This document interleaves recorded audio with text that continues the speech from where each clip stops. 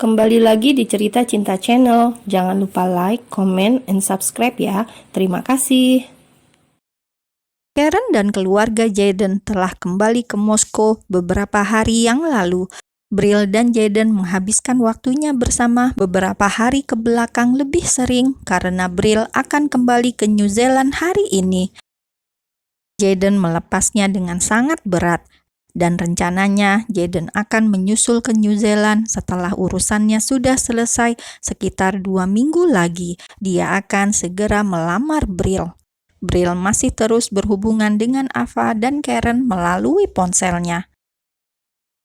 "Come on, J, 1 jam lagi aku harus check-in di bandara," kata Brill. Pasalnya, sudah setengah jam Jaden memeluk Brill tanpa mau melepasnya sama sekali. "Aku akan sangat merindukanmu," lirih Jaden.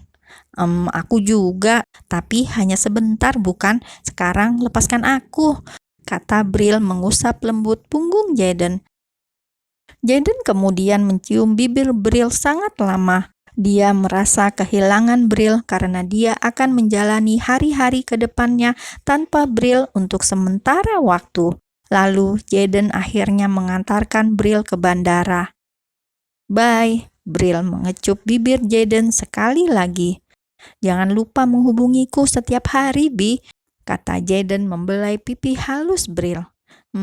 I love you," kata Brill. "I love you too, baby." Jaden mencium bibir Brill untuk yang terakhir kalinya. Lalu Brill keluar dari mobil Jaden dan melambaikan tangannya dengan senyumannya yang lebar.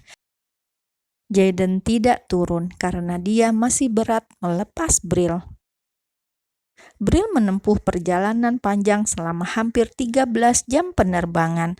Setibanya di Auckland, dia dijemput oleh kedua orang tuanya. Brill memberi kabar pada Jaden bahwa dia sudah sampai di New Zealand. "Dad, aku ingin membeli kopi di kafe pojok itu. Berhenti di sana sebentar," kata Brill. "Oke, Honey," jawab Jason, sang ayah. "Di sini saja, Dad. Aku akan menyeberang," kata Brill. Lalu mobil itu berhenti dan Brill keluar dari mobilnya. "Hati-hati sayang," kata Maria, sang mami. Jawab Brill singkat. Brill menyeberang ke arah kafe dan segera membeli kopinya karena dia memang sangat mengantuk. Setelah itu Brill segera keluar dari kafe dengan memegang kopinya lalu menyeberang kembali menuju mobilnya. Cit, brak! Tubuh Brill tiba-tiba tertabrak telak sebuah mobil dengan kecepatan tinggi. Tubuhnya terpental ke atas mobil dan terjatuh kembali di atas jalanan aspal dengan keras. Maria berteriak histeris. Jason keluar dari mobilnya, begitu juga dengan Maria. Brill sama sekali tak bergerak. Darah mulai keluar dari kepala dan beberapa bagian tubuhnya yang lain. Brill! Oh no!" Maria berteriak histeris melihat keadaan Brill tanpa bisa menyentuhnya. Jason berusaha menenangkan Maria meskipun dirinya juga sangat syok dengan apa yang terjadi pada Brill. Tak lama kemudian, petugas medis dan polisi datang. Brill diangkut menggunakan ambulans. Maria tak henti-hentinya menangis melihat Brill yang tak sadarkan diri. Polisi segera mengamankan pengemudi mobil yang ternyata seorang remaja. Dia juga terlihat syok dengan apa yang terjadi. Setibanya di rumah sakit, Brill dibawa ke ruang IGD. Maria sudah lemas dan pingsan, lalu perawat membawa Maria ke ruang perawatan. Jason menunggu dengan cemas di depan pintu IGD. "Dia harus dioperasi, lukanya sangat parah," kata dokter. "Lakukan yang terbaik, dokter," kata Jason. "Tetaplah berdoa, kami tak bisa menentukan hidup seseorang, kami hanya bisa berusaha," kata dokter itu.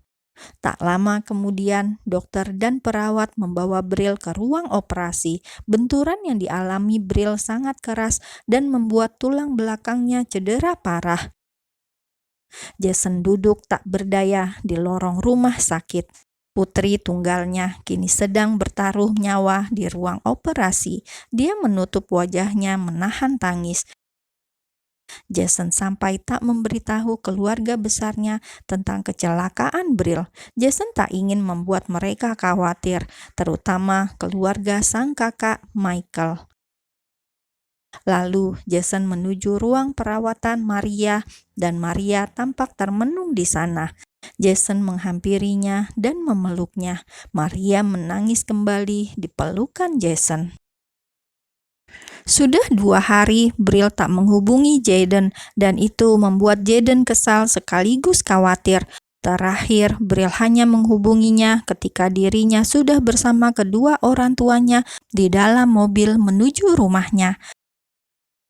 Ponsel Brill tidak aktif. Jaden juga menghubungi Ava untuk meminta nomor telepon rumah Brill, tetapi hanya pelayan yang mengangkat telepon rumah Brill dan mengatakan bahwa Brill dan kedua orang tuanya sedang pergi keluar kota ke rumah kerabatnya.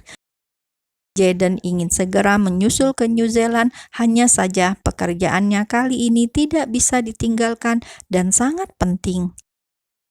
Brill tersadar di hari ketiga pasca operasinya. "Mam," panggilnya pada sang mami yang matanya terlihat bengkak karena selalu menangis. "Sayang, ya Tuhan, syukurlah kau sudah sadar." Maria menciumi tangan Brill dan memanggil Jason.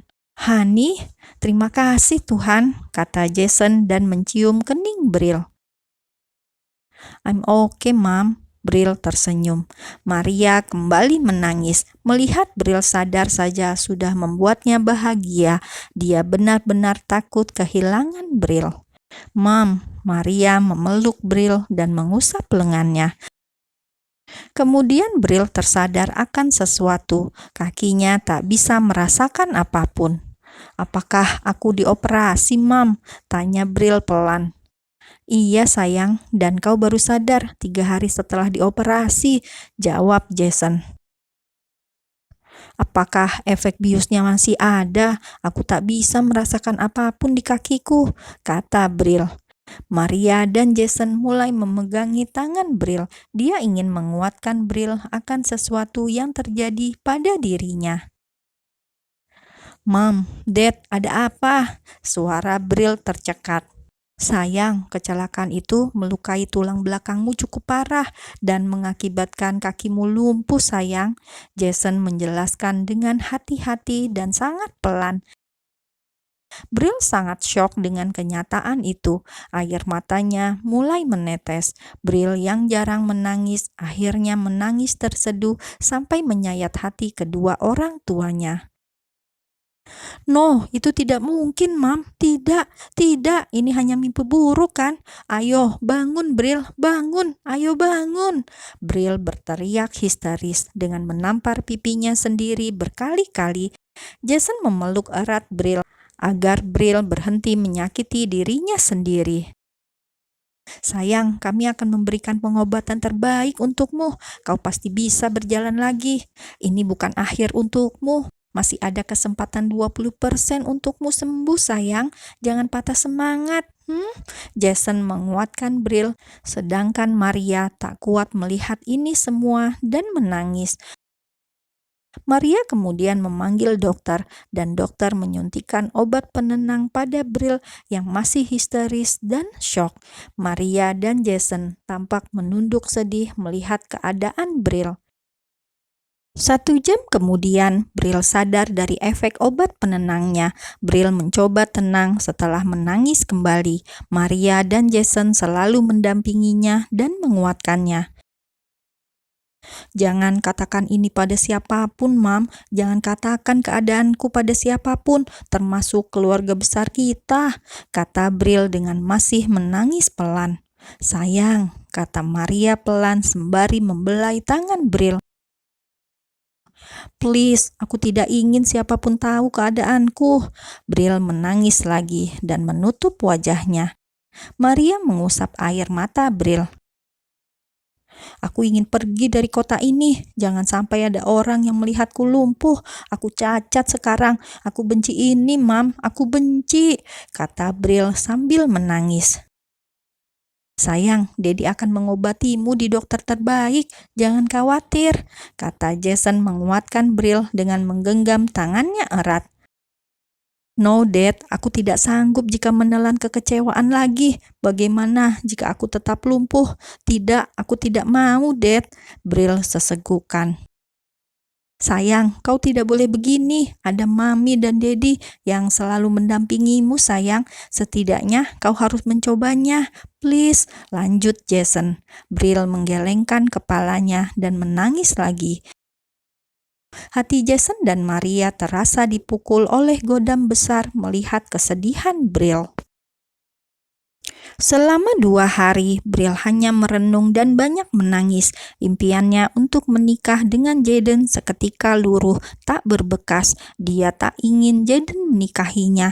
Dia berpikir bahwa dirinya hanya seorang gadis cacat sekarang. Dokter tampak memeriksa Brill dan kemungkinan Brill akan diperbolehkan pulang seminggu lagi.